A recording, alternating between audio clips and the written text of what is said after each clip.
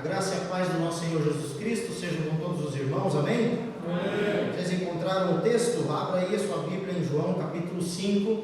Nós vamos estar fazendo a leitura do versículo 1 ao versículo 15. João 5, do 1 ao 15.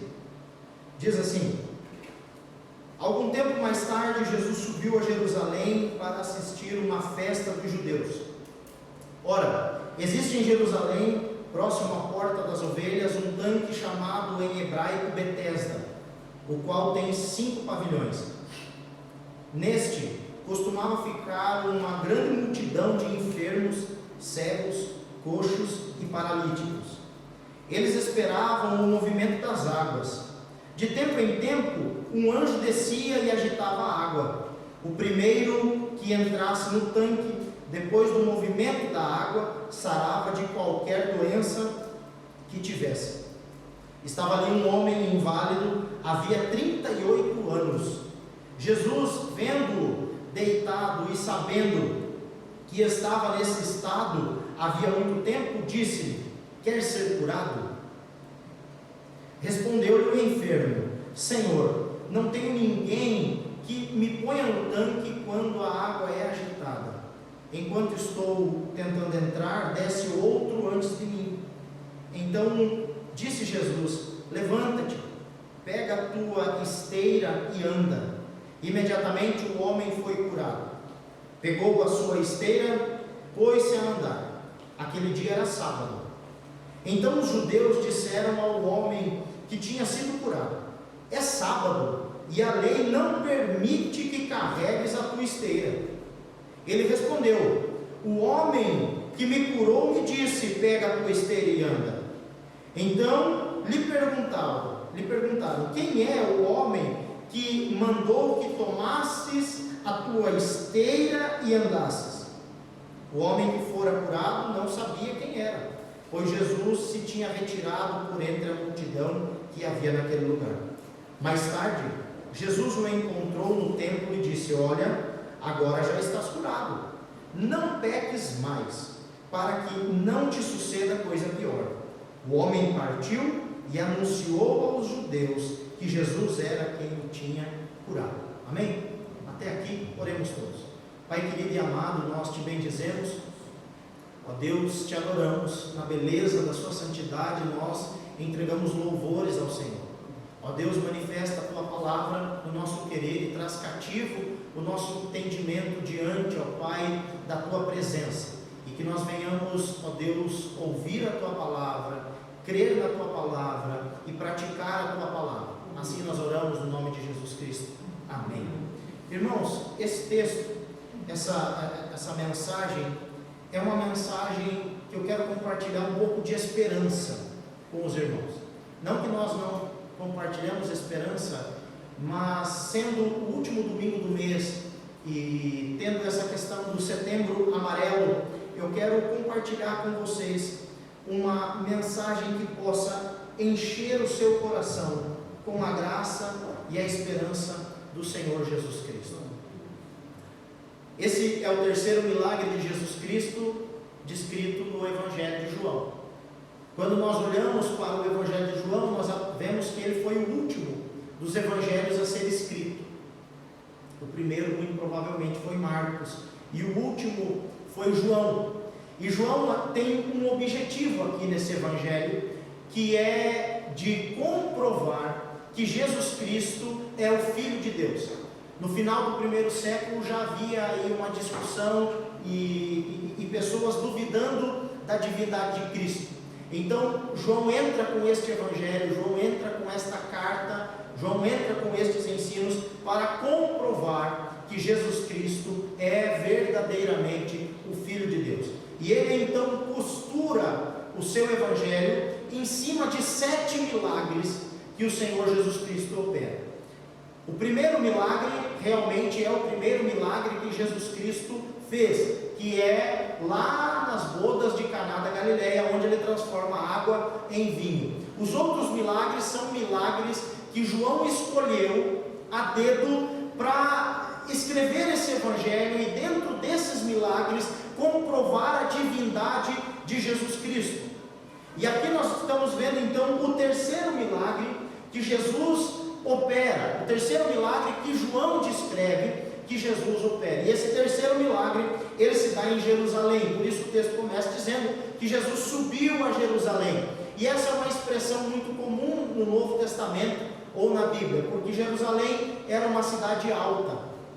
Eu não vou saber com exatidão, mas eu acho que é entre quase 800 ou um pouquinho mais de 800 metros de altitude acima do nível do mar. Então nós vamos encontrar sempre na Escritura, quando alguém está indo para Jerusalém, ele está subindo a Jerusalém, e quando ele sai de Jerusalém, nós vamos encontrar que ele desceu de Jerusalém. E nós vemos que Jesus estava indo para Jerusalém para participar de uma festa, e não por acaso, Jesus vai diretamente não à festa, mas do lado da entrada da porta das ovelhas, existia um local chamado em hebraico Betesda. E nesse local existiam 5 pavilhões em torno desse tanque. Ali ficava uma multidão gigantesca, que nós lemos, de enfermos, cegos, coxos, paralíticos e enfim, homens e mulheres que tinham alguma debilidade. Por que é que eles se reuniam ali? O texto diz, porque de tempo em tempo um anjo do Senhor descia e movia aquelas águas. Aí há uma dúvida que se levanta, se realmente era um anjo que descia e movia aquelas águas, ou se era apenas um misticismo. Eu costumo pensar que sim, que era literalmente um anjo que descia e movia aquelas águas, tocava naquelas águas, e a Bíblia então nos diz que o primeiro que ali entrasse era curado. Imagine você, meu querido irmão, que tem alguma doença que não tem cura. Onde é que você ia armar o seu acampamento? Ia ser lá em Betesda, em um desses 5 pavilhões.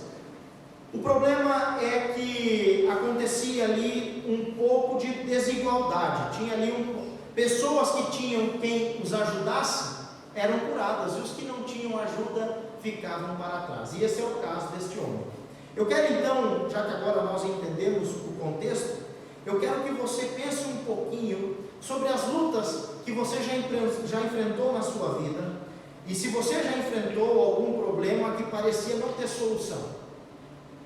Puxa um pouquinho na sua memória. Se você já enfrentou algum problema que parecia não ter solução, se você já enfrentou isso, você sentiu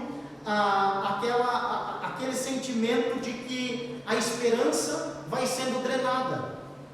Quando você pega aquele diagnóstico e vê, não tem cura, aí o médico olha para você e diz assim, não, mas dá para conviver com isso, é uma doença tratável. Mas tem cura, doutor? Não, não tem. Tem como você conviver com isso, mas não tem cura. Quando nós enfrentamos alguns problemas determinados na nossa vida, seja ele qual área for, alguns problemas são tão potentes que têm a capacidade de furtar de nós a esperança. E esse homem aconteceu isso, literalmente com ele. Este encontro de Jesus com esse paralítico descreve exatamente essa situação. Jesus se encontra com um homem sem esperança. Jesus vai ao encontro de um homem que literalmente perdeu a esperança. E nesse tanque em Jerusalém chamado Betesda se reuniam muitas pessoas. Muitas pessoas que estavam ali, quem sabe perdidos já, sem esperança. Muitos enfermos, como descreve aí o versículo 3. Nós podemos comparar também, meus queridos irmãos, essa situação como a situação do mundo, onde os pecadores estão esperando supersticiosamente uma salvação, mas não estão buscando literalmente uma salvação. E o que é que Jesus Cristo então tem a nos ensinar nessa noite, nesse último domingo do mês de setembro? Em primeiro lugar, que nós somos pessoas necessitadas de esperança e ajuda. Nós precisamos ter esperança. Um homem, uma mulher sem esperança é alguém derrotado, desanimado, sem perspectiva, é alguém que não tem ânimo. E nós precisamos entender que mais do que esperança, nós precisamos da esperança certa. então que a Bíblia narra estava paralítico há 38 anos. E eu começo a imaginar a cena deles. Você volta no tempo, mais de 2000 anos atrás. Veja como era a higiene daquela época, a cultura daquela época, a infraestrutura desse grande hospital chamado Casa de Misericórdia, que é essa a tradução de Betesda. E você imagine aquele local repleto com uma multidão de enfermos, coxos, paralíticos, cegos, pessoas ali com as mais diversas doenças possíveis, aglomeradas em um único local, disputando uma única vaga para descer até o poço, a qual o anjo vinha, não tinha hora marcada, nem tempo marcado. A Bíblia diz que a seu tempo, de tempo em tempo, versículo 4, um anjo descia e agitava a água. Você não sabia quando ia ser. Imagine a agonia, irmãos. Imagine a agonia. Aquela multidão de gente gemendo, chorando, morrendo, corpos sendo retirados e mais doentes entrando naquele lugar. E aquela agonia, será que o anjo vem hoje? Não, semana passada ele veio, às 3 horas da tarde ele veio. Quando eles estão pensando, é 2 horas da manhã, o anjo desce. Quem está próximo chega, quem não está próximo perde. Não se sabe quando o anjo volta, e eles têm que ficar ali. Eu começo a imaginar então a situação daquele paralítico, e eu imagino da seguinte maneira: ele deitado em uma maca que provavelmente cheirava muito mal, porque faz 38 anos que ele está naquele local, deitado em cima daquela cama, em cima daquela esteira, algo de palha ou de pano que o separa no chão, e faz 38 anos que ele está naquela situação. Não precisa ser médico para saber que uma pessoa, quando fica muito tempo deitada em uma posição só, cria-se feridas. Por isso que nos hospitais as pessoas, os enfermeiros e os técnicos ficam movimentando, trocando lençol, e senta a pessoa, vira a pessoa de lado, porque criam-se chagas. A pele soa e começa a criar uma ferida naquele local. Aquele homem não tinha ninguém por ele, e ele mesmo diz no versículo 7: eu não tenho ninguém por mim, quando eu chego já entrou outro no lugar. Ele está deitado numa maca que cheira mal, com os seus músculos atrofiados. É outra coisa que não precisa ser gênio para saber. 38 anos, irmãos. Às vezes a gente faz uma viagem, já dá uma cãibra, porque fica muito tempo com a perna numa posição. Imagine 38 anos. Aquele homem está com as suas pernas completamente atrofiadas e deformadas. Secou já. Então ele está em uma maca fedida, com músculos atrofiados, com escoriações pelo corpo, com feridas abertas. Alguém que tinha perdido completamente a esperança há muito tempo. Além de toda a dor do sofrimento, é um homem que não tem esperança. Como eu digo isso? Porque ele não reconhece Jesus. Quando Jesus chega para conversar com ele, ele não olha nos olhos. Ele vai reconhecer Jesus só depois que foi curado lá dentro do templo. Ele não tinha mais esperança nenhuma. Está deitado em um dos pavilhões da Casa de Misericórdia, pois é isso que Betesda significa. Porém ali ele não encontrou misericórdia alguma para o seu sofrimento. Faz 38 anos que ele está naquela realidade.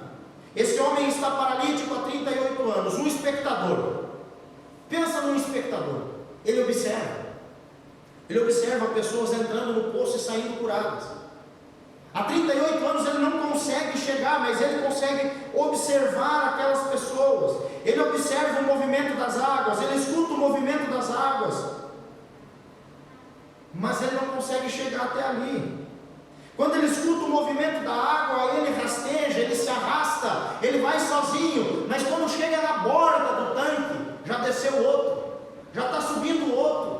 Quem sabe esse outro tem uma enfermidade muito menos agressiva do que a dele. Quem sabe esse outro que foi curado de algo muito menos agressivo do que ele. Mas esse outro tinha alguém. E é o que ele argumenta com Jesus: eu não tenho ninguém por mim. Quando eu chego, outro já desceu, porque ninguém me ajuda. Esse homem então chega até na borda do poço e tem que voltar rastejando para o seu único lugar de conforto, o seu porto seguro, que é a sua cama, a sua maca, a sua esteira. E esse homem não faz isso uma vez na vida, são 38 anos, escutando a água se mover, saindo, rastejando, raspando a perna e os pés no chão, e quando chega na boca do tanque, outro desceu no seu lugar. Por isso que esse homem não tem esperança, ele já perdeu a esperança, ele não consegue, então ele volta se rastejando para o seu lugar de conforto. São 38 anos assim, o anjo agita a água, então esse homem rasteja o mais rápido que ele consegue, mas ao chegar lá, outra pessoa desceu no seu lugar. É esse o argumento que ele fala para Cristo: eu não desisti, eu cansei, eu não tenho ninguém para me ajudar, eu cansei, Senhor. É isso que esse homem está dizendo aqui.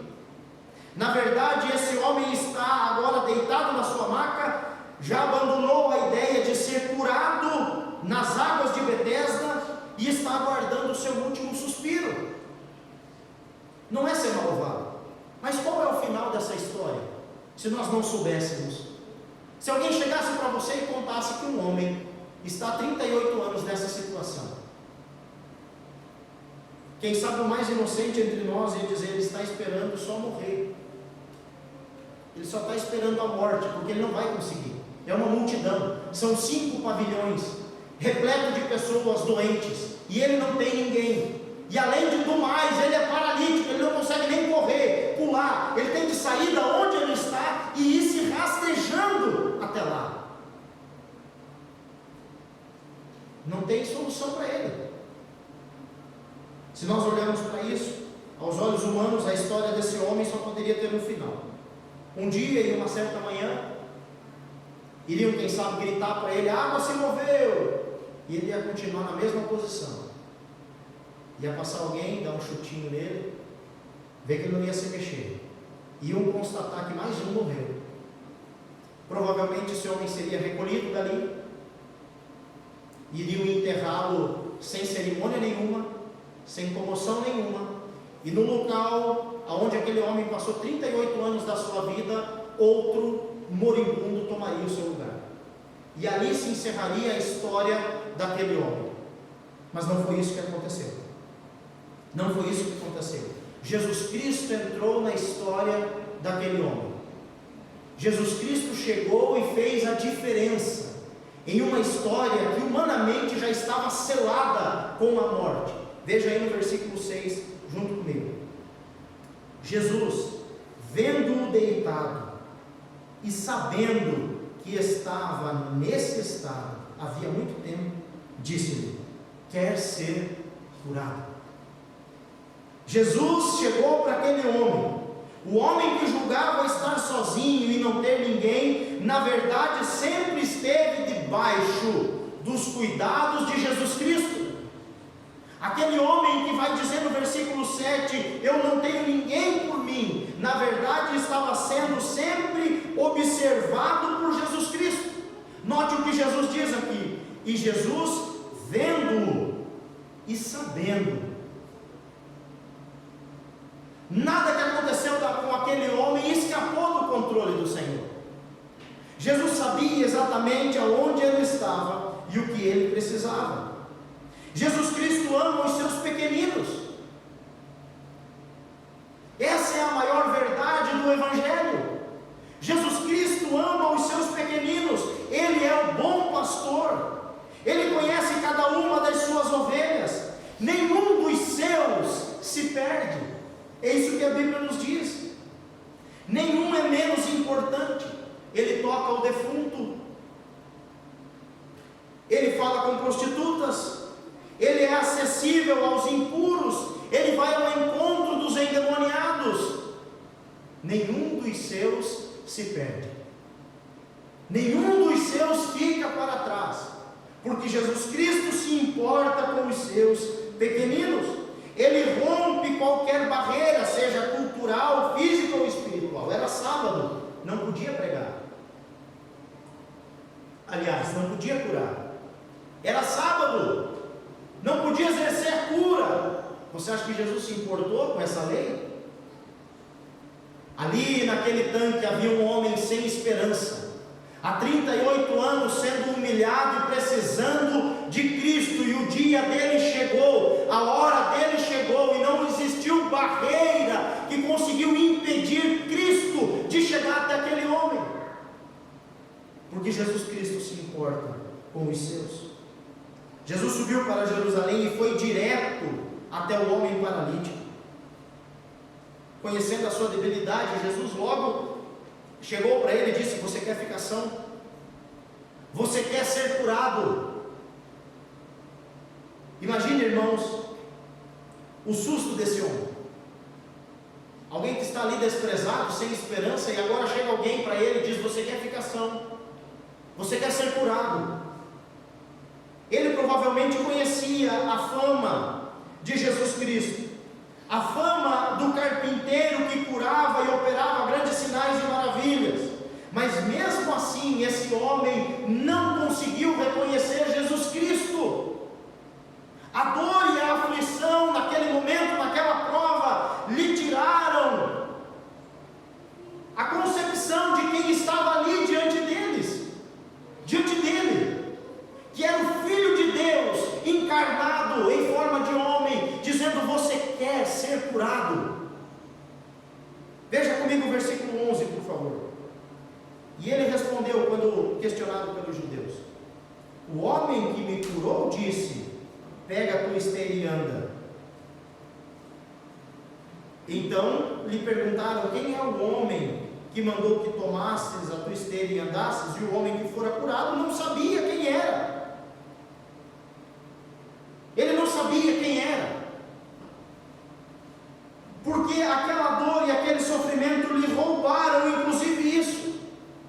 E muitas vezes nós estamos assim. Jesus está diante de nós, oferecendo a sua graça e salvação, e nós estamos dizendo: estamos sozinhos, Deus não me ama, porque estamos dando mais atenção para o nosso estado original do que para a palavra de Deus. E esse homem não conseguiu reconhecer. Só depois, no templo, quando Jesus se apresenta para ele, no versículo 14 e 15, é que esse homem então reconhece Jesus. Diante de uma pergunta tão simples e direta, a resposta do homem vem carregada de ressentimentos. Pergunta simples: você quer ser curado? É sim ou não? Mas no versículo 7, veja o versículo 6 e 7, por favor.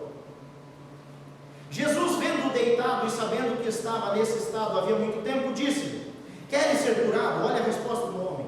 Respondeu-lhe o enfermo: Senhor, não tenho ninguém que me ponha no tanque quando a água é agitada. Enquanto estou tentando entrar, desce outro antes de mim.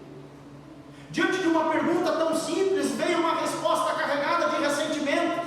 E nós então vemos que esse homem não apenas sofria de paralisia, mas ele não tinha mais esperança nenhuma. Ele se sentia inútil. Disse o homem: Senhor, eu não tenho ninguém por mim. Ele não se sentia importante, ele não se sentia amado. Aquela dificuldade tinha lhe roubado muito mais do que o movimento das pernas. Tinha lhe roubado a alegria de viver. Ele não se sentia ninguém. Ele sentia-se desprezado, sozinho.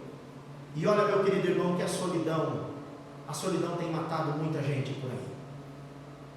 Não tem nada pior do que você se sentir sozinho. E não tem nada melhor do que quando você está passando por alguma dificuldade, alguém chega, bata no seu ombro e diz assim: fica tranquilo que eu estou contigo. Nós vamos junto. Nós vamos encarar junto. Nós vamos vencer junto. Se você precisar de mim, eu estou contigo.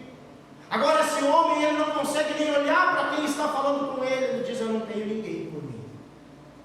Eu estou sozinho.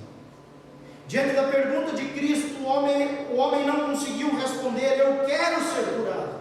O que me leva a um paralelo. Eu lembro da história do cego Bartimeu, que quando ouviu que Jesus estava passando por ali,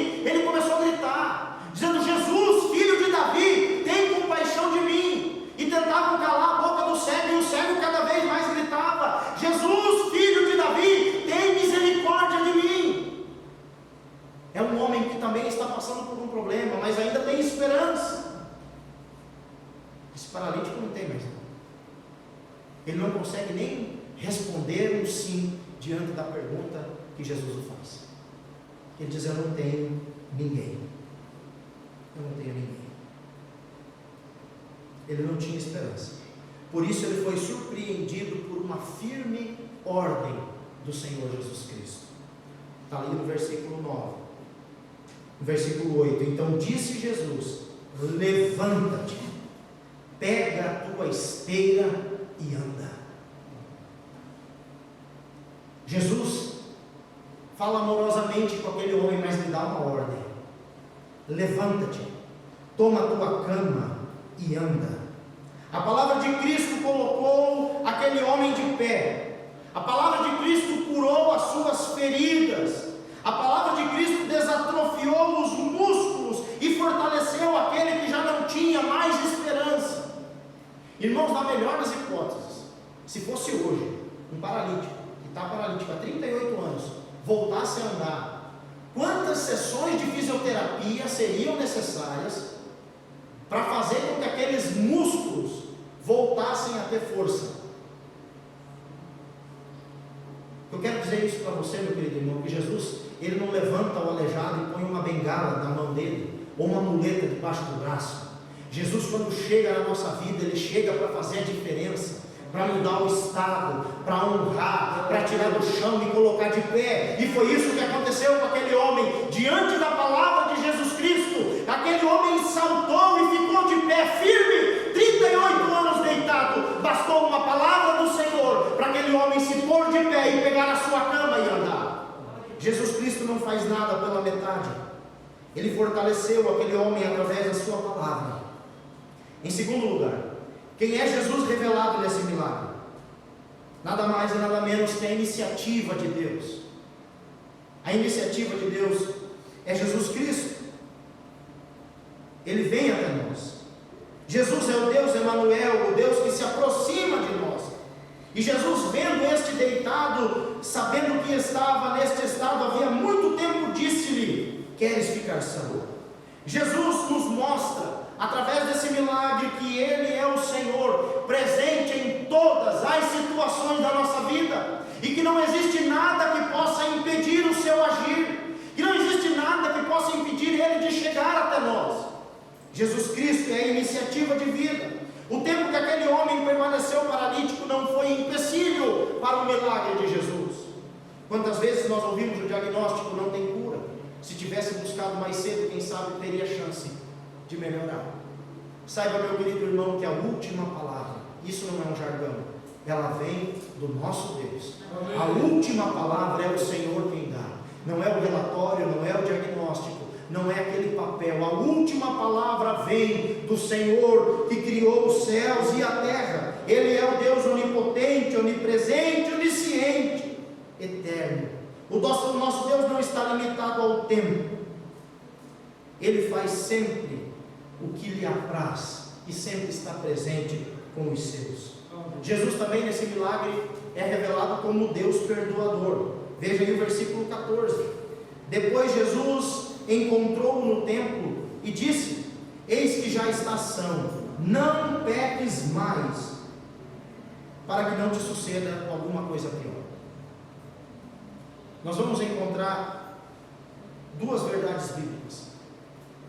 Uma, de que nem sempre o pecado é consequência de alguma cura física, alguma doença física. E a outra é de que um pecado pode ocasionar, sim, uma doença física. Existem muitos ministérios por aí dizendo que se você está doente, então você está em pecado. Não é bem assim. Muitos homens de Deus ficaram doentes na Bíblia, inclusive o apóstolo Paulo, que tinha um espinho na carne. Timóteo, provavelmente úlcera no estômago, e por isso é aconselhado a beber um pouquinho de vinho e não só água, para lhe curar aquela enfermidade no estômago. Mas nesse caso em específico, nós vemos que Jesus Cristo perdoou aquele homem, dizendo: não peques mais. Jesus Cristo então operou um grande milagre ali, não só físico, mas também espiritual, Ele é o Deus perdoador. E é isso que 2 João vai nos dizer. Aliás, 1 João: se confessarmos os nossos pecados, Ele é fiel e justo para nos perdoar de todos os pecados. Jesus encontrou um homem no templo e alertou ele sobre as consequências do pecado. Tem muitas pessoas, irmãos, vivendo ou vindo para a igreja apenas para buscar algo, seja físico ou espiritual, financeiro, material, enfim, e quando recebe, essa pessoa sai fora. Jesus faz um alerta para esse homem e diz: olha, agora que você está curado, muito bem, mas toma cuidado, abandona as práticas, vai, não peques mais, porque pode lhe suceder coisa pior. E Jesus alerta ele então que uma vida de pecado gera consequências terríveis, piores até do que 38 anos de paralisia. No início nós vamos ver esse homem deitado em uma maca, sem esperança, fraco, doente e sem propósito nenhum. Está aí, no versículo 5. Já agora nós vemos esse homem transformado. No final é um homem são, forte, cheio da esperança e com uma mensagem nos lábios: Jesus me curou. Foi Jesus quem fez o impossível na minha vida. Versículo 15. O homem partiu e anunciou aos judeus que Jesus era quem o tinha curado. No começo esse homem não conseguia olhar para Jesus. No final esse homem está anunciando Jesus, dizendo: foi Jesus quem me curou, foi Jesus quem me salvou, foi Jesus quem me libertou. Qual a conclusão então de tudo isso? A história desse homem pode se parecer muito com a sua história.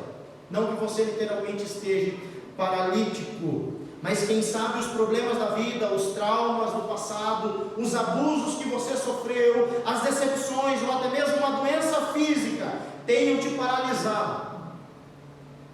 Quem sabe pelas suas próprias forças você já lutou, insistiu, mas desistiu, não aguentou mais. Esse homem tinha desistido também, 38 anos, irmãos, tentando entrar num tanque. Não é fácil. Quem sabe como aquele homem você julga estar sozinho e desamparado, mas a verdade é que você nunca esteve sozinho. Desde antes do seu nascimento você é um projeto de Deus. E a Bíblia diz que nós fomos gerados em Deus na eternidade, e é para lá que nós vamos. Essa mentira que o diabo tenta colocar na nossa vida, que nós estamos abandonados, é uma mentira. Deus Emanuel, o Deus conosco, está conosco todos os dias, até a consumação dos séculos. Você não está sozinho.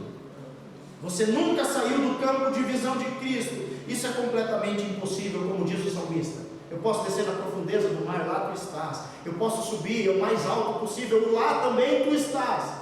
Os teus olhos viram o meu corpo ainda quando era uma substância no ventre da minha mãe. Você nunca esteve sozinho e você nunca estará sozinho. A pergunta que Jesus faz para você hoje é a mesma que ele fez ao paralítico, lá no tanque de Betesda. Você quer ficar são? Você quer ser curado? Jesus está aqui diante de você, ele faz essa pergunta através da sua palavra. Onde estiverem dois ou mais reunidos em meu nome, ali eu estarei. E a pergunta que Jesus faz para você hoje é: você quer ficar livre desse mal que te acorrenta e que não deixa você viver? Você quer ficar livre desses traumas? Você quer ficar livre dessa situação? Você quer ficar livre desse pecado? Você quer ser curado? Jesus veio até você. Ele é a iniciativa divina. Ele é o bom pastor, e o bom pastor nunca se perde, irmãos. Nós falamos: quando eu encontrei Jesus, a minha vida transformou. É mentira. Quando Jesus me encontrou, a minha vida se transformou. Jesus que vem até nós, nós o amamos porque Ele nos amou primeiro. É Ele quem dá o primeiro passo em direção à ovelha que está perdida. Quando Jesus me encontrou, eu mudei, porque Jesus veio até mim. Ele é o bom pastor. Ele te encontrou nessa noite, quem sabe ferido, aflito ou machucado, como aquele homem há 38 anos. Nada limitou Jesus de chegar até aquele homem. Mas a pergunta continua sendo a mesma: você quer ser curado? Muitas vezes nós nos acomodamos com a doença, nós nos acostumamos com a paralisia, nós nos acostumamos com o pecado, com a prática daquele pecado. E Jesus está perguntando para você hoje: você quer ser livre desse mal? Você realmente quer ser curado? Entregue-se aos cuidados de Cristo, e Ele, somente Ele, tem todo o poder na terra e no céu. Você veio aqui essa noite, meu querido irmão, para ouvir essa palavra. Levante-se, não fique abatido diante dessa dificuldade que você está enfrentando. Tome postura, erga-se, fortaleça-se na palavra do Senhor, tome fôlego, confie no Senhor, enfrente esse problema, levante-se, mova-se em direção àquilo que o Senhor tem colocado diante de você. Entenda que aquilo que te prendia foi esmiuçado pela obra redentora de Cristo na cruz do Calvário. Ele levou sobre si todas as dores e enfermidades, Ele levou sobre si o castigo que nos traz a paz, estava sobre Ele, e sobre as suas pisaduras nós fomos sarados. Amém. Decida-se por Jesus, pela sua palavra. Aquilo que te prendia, meu querido irmão, foi despedaçado pela poderosa palavra de Deus. O que você deve fazer então? Tomar postura, levantar, sair e anunciar quem fez o milagre na sua vida.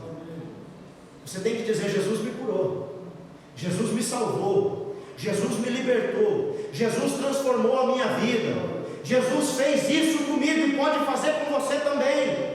Veja que esse homem iniciou deitado em uma maca, e agora ele está com aquela cama, para que todo mundo soubesse que era ele mesmo, dizendo: eu havia 38 anos deitado ali, mas Jesus chegou na minha vida e fez a diferença. Jesus me salvou. Jesus me salvou. Jesus me salvou. Que o Senhor Deus possa abençoar o nosso coração, e que você nessa noite entregue literalmente o seu caminho ao Senhor. Amém. Que você confie nele e saiba que o mais Ele fará.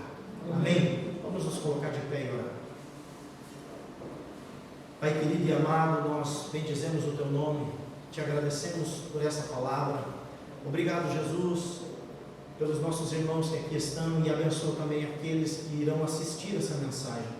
Ó Deus, que essa palavra não caia no vazio, mas que ela produza frutos no nosso coração. Assim oramos em nome do Pai, do Filho e do Espírito Santo de Deus. Amém. Amém.